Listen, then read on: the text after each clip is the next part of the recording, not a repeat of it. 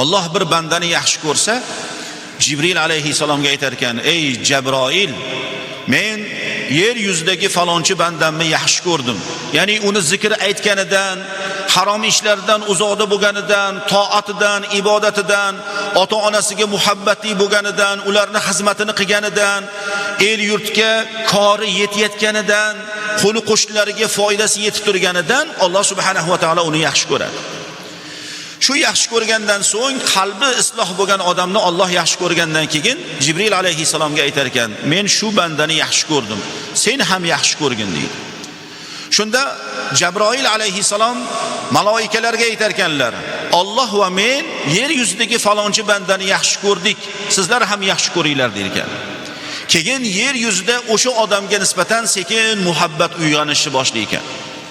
Shuning uchun mana bizlar ham Alloh subhanahu va taoloning muhabbatiga loyiq bo'lishligini istaydigan bo'lsak, Allohni zikr qilishligimiz kerak. Tilimiz modomiki Allohni zikri bilan qo'llanib turar ekan, albatta biz najot topamiz. Modomiki banda zikrlarda davomli turar ekan, o'sha bandaga qo'qqisdan keladigan balolar yetmaydi.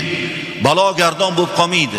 Shu zikrlarda faqat o'zimizga foyda bo'lishligi kerak, manfaat bo'lishligi kerak.